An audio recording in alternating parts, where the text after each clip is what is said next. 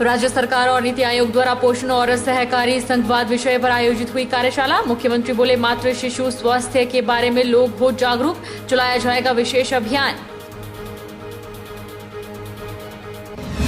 पति तहसील में बिना बताए तहसीलदार से मिलने गए नंबरदारों को तहसीलदार ने कमरे से बाहर निकाला। नंबरदारों में रोष, कहा तहसील में इस तरह का बर्ताव रहा तो आंदोलन का रास्ता अपनाएंगे सभी नंबरदार। मंडी में आयोजित हुआ जल रक्षक महासंघ का प्रदेश स्तरीय सम्मेलन। अराजपत्रित कर्मचारी महासंघ के सचिव ने की शिरकत। कहा, जल रक्षकों की वेतन विसंगति और काम के घंटों को बढ़ाने की सरकार के समक्ष रखी जाएगी मांग। और बद्दी की एसआईयू टीम आए दिन पकड़ रही अवैध नशे के कारोबारी। टीम ने बरोटीवाला में युवक से बरामद किया 9.45 ग्राम हेरोइन। पुलिस ने आरोपी को किया गिरफ्तार, जांच शुरू। नमस्कार, आप देख रहे हैं एचपी 24x7। मैं हूं जनीशा। राज्यपाल राजेंद्र विश्वनाथ हार्लेकर ने युवा पीढ़ी से आग्रह किया है कि वह अपनी शिक्षा का सही प्रयोग करे। वह नौकरी करने की बजाय नौकरी देने वाले बने और अपनी योग्यता का सही प्रयोग करे। ये बात राज्यपाल विश्वनाथ हार्लेकर ने सोलन जिला के डॉक्टर यशवंत सिंह परमार औद्यानिकी एवं वानिकी विश्वविद्यालय के 11वें दीक्षांत समारोह के दौरान कही। नौणी विश्वविद्यालय ने आज अपना 11वां दीक्षांत समारोह आयोजित किया, जिसकी अध्यक्षता राज्यपाल विश्वनाथ हार्लेकर ने की। इस दौरान विभिन्न संकायों में डिग्री पूरी कर चुके छात्र छात्राओं को राज्यपाल ने डिग्री दी और उनके उज्जवल भविष्य की कामना की। राज्यपाल ने कहा कि इस विश्वविद्यालय के छात्र छात्राएं किसानों के खेतों तक पहुंचे और उन्हें अपनी शिक्षा से ज्ञान दें ताकि हमारा राज्य कृषि में अव्वल रह सके। राज्यपाल विश्वनाथ हार्लेकर ने कहा कि शिक्षा ही जीवन का मूल आधार है। शिक्षा ग्रहण कर चुके छात्रों का भविष्य सफल हो, वह अपनी शिक्षा का सदुपयोग कर पात्र लोगों का ज्ञानवर्धन कर सके। सभी यहाँ के जो अपने विद्यार्थी हैं, जो स्नातक बनकर बाहर आए या स्नातकोत्तर भी उपाधियाँ उन्होंने प्राप्त की हैं, उन सब में बहुत सारे ऐसे विद्यार्थी हैं जो अपने भविष्य में इस देश के लिए, इस समाज के लिए काम करने की इच्छा उनके मन में दिखाई देती है। और इसलिए बहुत ही अच्छा कार्यक्रम आज का दीक्षांत समारोह का हुआ, जिसमें इन सब ने अपने सहभागिता दिखाई। परंतु आने वाले समय में इस देश के लिए, इस समाज के लिए और खास करके किसान के क्षेत्रों में, कृषि क्षेत्र में कुछ करने की आवश्यकता है, ऐसा विषय लेकर वो यहाँ से जाने वाले हैं। मुझे लगता है यही भावना, जो अपनी मूल भावना, इस विकास की भावना है, उसको यह अपना विश्वविद्यालय बहुत ही प्रेरणा दे रहा है। मैं 2018 से MBA की छात्रा रही हूँ इस यूनिवर्सिटी में और आज का एक्सपीरियंस बहुत अच्छा रहा। एंड इतने दिनों बाद हम लोग अपने दोस्तों से मिल पाए और गवर्नर जी ने इतना अच्छा बात बोली कि हमें एक जॉब सीकर नहीं, एक एम्प्लॉयर बनना चाहिए। सो हम सब उसके ऊपर मेहनत करने की कोशिश करेंगे। मुख्यमंत्री जयराम ठाकुर ने कहा कि मातृ शिशु स्वास्थ्य एक स्वस्थ समाज और समृद्ध हिमाचल के लिए महत्वपूर्ण है और इस बारे में लोगों को जागरूक करने के लिए प्रदेश में एक विशेष अभियान शुरू किया जाएगा। वे आज यहां राज्य सरकार और नीति आयोग द्वारा पोषण और सहकारी संघवाद विषय पर आयोजित कार्यशाला को संबोधित कर रहे थे।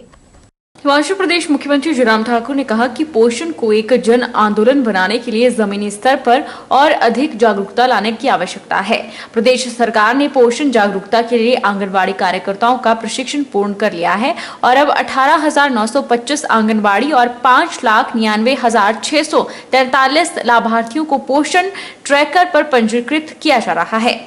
उन्होंने कहा कि अति कुपोषित एवं मध्य कुपोषित बच्चों के प्रबंधन के लिए हिमाचल प्रदेश राष्ट्रीय स्वास्थ्य मिशन और महिला एवं बाल विकास विभाग के सहयोग से एक मानक संचालन प्रक्रिया तैयार की गई है। जयराम ठाकुर ने कहा कि राज्य सरकार हिमाचल प्रदेश को सबसे पसंदीदा पर्यटन गंतव्य बनाने के लिए कृत संकल्प है। हिमाचल का लगभग प्रत्येक क्षेत्र प्राकृतिक सौंदर्य से परिपूर्ण है, लेकिन बेहतर संपर्क सुविधा यहाँ सबसे प्रमुख चुनौती है। उन्होंने कहा कि 15वें वित्त आयोग ने हिमाचल प्रदेश में कांगड़ा हवाई अड्डे के विस्तार और उन्नयन के लिए 400 करोड़ रुपए, मंडी जिला के ग्रीनफील्ड हवाई अड्डे के निर्माण के लिए 1000 करोड़ रुपए और ज्वालामुखी मंदिर के लिए पेयजल और मल निकासी योजना के सुधारीकरण के लिए 20 करोड़ रुपए की अनुशंसा की है। उन्होंने कहा कि हिमाचल प्रदेश एक राजस्व घाटे वाला राज्य है और विभिन्न आधारभूत संरचना परियोजनाओं में निवेश के लिए राज्य के पास सीमित साधन है। ऐसे में इन परियोजनाओं को धरातल पर उतारने के लिए उदार सहायता की आवश्यकता है।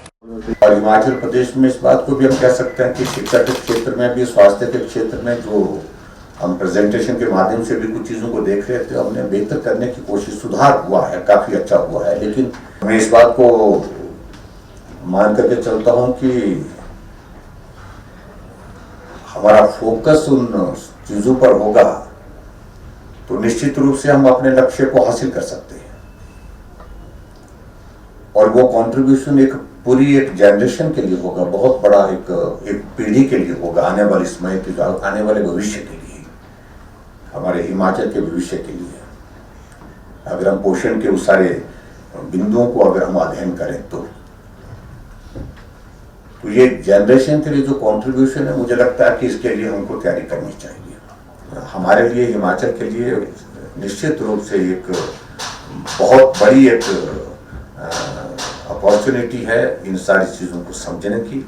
चाहे वो पोषण अभियान की बात है, चाहे हिमाचल के संदर्भ में ओवरऑल जो हमारे जो डेवलपमेंट के लिए कुछ चीज़ें करने की दृष्टि से है, चाहे हमारा एग्रीकल्चर सेक्टर है, हॉर्टिकल्चर सेक्टर है, चाहे हेल्थ सेक्टर है, चाहे उसके साथ साथ में हमारा एजुकेशन का है, तो उसमें हम बेहतर कर सकते हैं। देव संस्कृति हिमाचल प्रदेश की विशेषता है और प्रदेशवासियों की देव समाज और देवी देवताओं में श्रद्धा है। प्रदेश सरकार राज्य की समृद्ध सांस्कृतिक विरासत और परंपराओं को संजोए रखने के लिए वचनबद्ध है।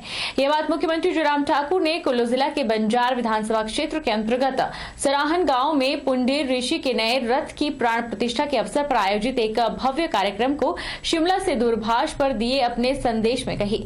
मुख्यमंत्री ने इस कार्यक्रम में व्यक्तिगत रूप से उपस्थित रहना था, लेकिन किन्हीं कारणों से वह वहां नहीं जा सके। धर्मशाला में पत्रकार वार्ता में पूर्व मंत्री मेजर विजय सिंह मनकोटिया ने कहा है कि मैं निर्दलीय हूं, साथियों और समर्थकों से चर्चा करके चुनाव बारे आगामी निर्णय लूंगा और चुनाव जरूर लड़ूंगा। उन्होंने कहा कि जेल और बेल वालों को चुनाव लड़ने का अधिकार नहीं मिलना चाहिए। मनकोटिया ने दावा किया है कि चुनावी समय आने पर दोनों दलों को वक्त डाल दूंगा। पूर्व मंत्री मेजर विजय सिंह मनकोटिया ने कहा कि उन्होंने कांग्रेस सरकार के दौरान धर्मशाला को दूसरी राजधानी का दर्जा देने के साथ जम्मू कश्मीर की तर्ज पर 4 महीने सरकार का संचालन धर्मशाला करने का मुद्दा उठाया था। उनके जोर देने पर धर्मशाला में विधानसभा भवन तो बना, लेकिन 2 सप्ताह के सत्र का आयोजन नहीं हो पाया। साथ ही बजट सत्र भी 2 साल बाद धर्मशाला में आयोजित करने का मामला उठाया गया था, लेकिन कोई अमल नहीं हुआ। अब मुख्यमंत्री जयराम ठाकुर 5 दिन का सत्र करके निचले क्षेत्रों के लोगों से मजाक न करें। इतना लंबा समय बीतने के बाद भी धर्मशाला को दूसरी राजधानी का दर्जा नहीं मिल पाया है। कांगड़ा सबसे बड़ा जिला है जहां इंटरनेशनल एयरपोर्ट बनना चाहिए, लेकिन मुख्यमंत्री जयराम ठाकुर मंडी में इंटरनेशनल एयरपोर्ट बनाने जा रहे हैं। सेंट्रल यूनिवर्सिटी पर धर्मशाला के पूर्व मंत्री ने बड़े बड़े दावे किए थे, लेकिन धरातल पर काम नहीं कर पाए। मनकोटिया ने कहा कि जनप्रतिनिधियों को लोगों ने जीत दिलाकर सदन में अपनी समस्याएं उठाने के लिए भेजा है, लेकिन प्रदेश में विपक्ष अपनी भूमिका सही से नहीं निभा पा रहा है। बहाने बनाकर विपक्ष वॉकआउट कर जाता है। विपक्ष को वॉकआउट के बजाय सदन में चर्चा करनी चाहिए। मुख्यमंत्री वीरभद्र सिंह जी थे और मुख्यमंत्री श्री धूमल जी भी थे कि यहाँ कम से कम 2 हफ्ते का सत्र हर वर्ष में चलेगा, और ये भी फैसला हुआ था कि 1 वर्ष छोड़ के बजट सेशन जो है वो शिमला छोड़कर धर्मशाला में चलेगा। आज यहाँ तक ये जो 4 और 5 दिन का मजाक आप हमारे साथ कर रहे हैं सत्र चला के, आपको शर्म आनी चाहिए, क्योंकि आप अपने वायदे के ऊपर जो है अटल नहीं रहे। आपने हमारे साथ धोखा किया है। यहाँ का जो विपक्ष है, विशेषकर उनको बताना चाहता हूँ, अगर ये आपको 5 दिन आपकी झोली में डाले हैं तो भगवान के वास्ते ये 5 दिन सत्र चलने दीजिएगा। छोटे छोटे मुद्दों के ऊपर वॉकआउट मत कीजिएगा। वॉकआउट करके जो ये विशेष मुद्दे जो आज मैंने प्रेस वार्ता में जो उठाए हुए हैं, इन मुद्दों को उठाइएगा। वॉकआउट कर जाएंगे तो ये मुद्दे जो हैं, ये सारे जो हैं ये मिट जाएंगे। आज यही कह रहा हूं कि हमारे साथ विधानसभा का ही धोखा नहीं हुआ है, हमारे साथ दूसरी राजधानी का भी धोखा हुआ है। धर्मशाला में दूसरी राजधानी आज दिन तक नहीं बन पाई, हालांकि दोनों पार्टियों ने आश्वासन दिया था। कि मैं इसलिए आपसे कह रहा हूं कि मेरी लड़ाई जो है शुरू रहेगी। मैं मैदान में हूं, चुनाव भी लड़ूंगा और देखिएगा मैं यहाँ हंगामा मचा दूंगा आने वाले चुनाव में, चाहे एक पार्टी यहाँ बीजेपी हो चाहे दूसरी पार्टी कांग्रेस की हो। जो इनमें जो दागी हो चुके हैं और जिनका नाम भ्रष्टाचारियों की लिस्ट में शामिल हो चुका हूं, वो बचने वाले नहीं हैं। रुकेंगे एक छोटे से ब्रेक के लिए।